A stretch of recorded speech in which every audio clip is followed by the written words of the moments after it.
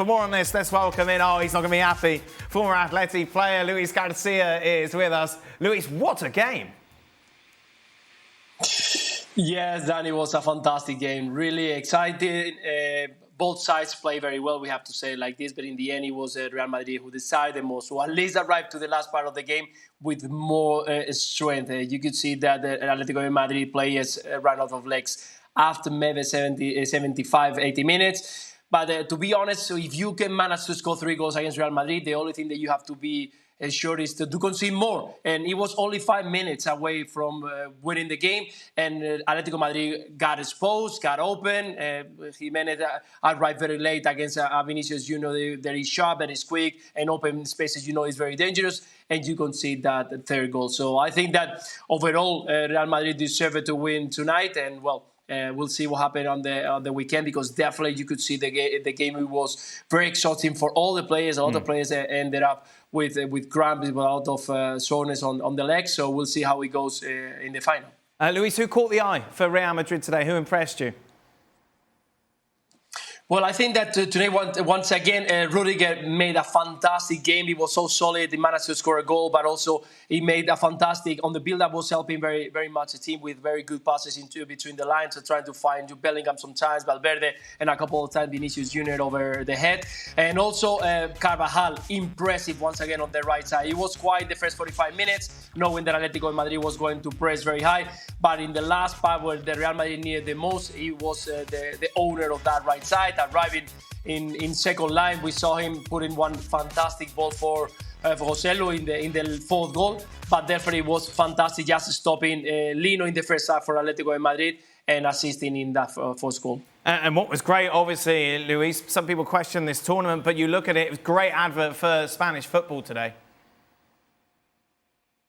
Yeah, it was. I think that overall the most important is what this game or this 5 games or 3 games that we're gonna see are gonna give to the teams here in Spain.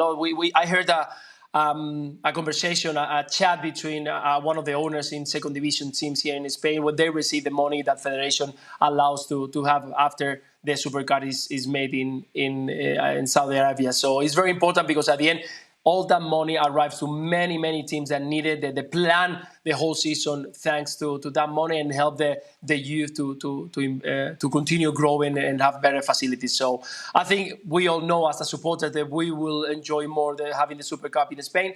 But I think that the people start understanding that money that is grabbed from there is helping a lot of clubs to continue moving forward. I wonder who the federation wants to be in the final on Sunday. Shaka, looking at Kepa, obviously brought in because of the injury to Courtois. Hasn't been super solid. I know he's been out injured for a while, but it is a big question mark when you look at how far Real Madrid can go, for example, in the Champions League this season. Can they win it with a Kepa in goal? Short answer to that is no, and this performance doesn't do anything to change your mind about that. But then, lad, you kind of knew that coming in. When Real Madrid didn't win the Champions League last, let's remember the role that Courtois played. And for me, established himself as the best in the world. Now, you're asking Kepa, who was out of favour for so long at Chelsea, to come in and all of a sudden fill that void. I don't think there's a goalkeeper in the world that can fill that void, let alone one who may be second choice at a Premier League club. So it was always going to be a big ask. And truth be told, I don't think there's an awful lot between him and Lunin. I'll be honest, I kind of prefer Lunin. So it's this odd dynamic that Ancelotti's having to balance between both those two kind of vying for the shirt, knowing full well that while Courtois is out for the longer term, the minute he's fit again, you're both on the sidelines. So it's an odd one for Ancelotti, but it is what it is at this point. You aren't going to find somebody to fill that void. You just want somebody not to make errors that you have to make up for, which Kepa did. He's got a dodgy goalkeeper, he's got a dodgy back line, he's got a dodgy front line, injuries, you name it, and they're still in the final of this, in the Champions League, top of the league. Yeah.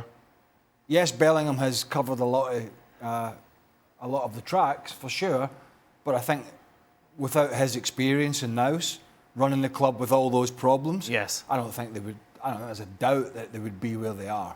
Real Madrid obviously will want Osasuna over Barcelona going into Sunday's final, Luis, but you feel whoever they face, they'll be the favourites? I think so. At the moment that Real Madrid encourages make a fantastic point. It doesn't matter what happened with this Real Madrid, the injuries, the problems outside. It doesn't matter how they face it. If you concede 3 goals, they manage to overcome any kind of situation. That mentality that they have, we've seen it year and year again when they won the 3 Champions League. Because of that process, you realize that this Real Madrid, the mentality and the background that they have, when they are there, when they have to win a trophy, you know that they are always going to be favorites, because it doesn't matter if they're going to be ahead or behind the score. They know that they can win the game. So, yeah, I think that if it's Barcelona or Osasuna, Real Madrid at the moment is favorite. How many goals did you get for Atleti when you played there, Luis? Against Real Madrid? No, in your life, when you were at Atleti, how many goals did you score? I think overall in the 3 seasons, they must be around 15? 15? 20, something like that. A little short of Antoine Griezmann, of course, who made history today by becoming the top goal scorer in the history of Atleti. 174 goals in 368 matches, surpassing Luis Aragonés.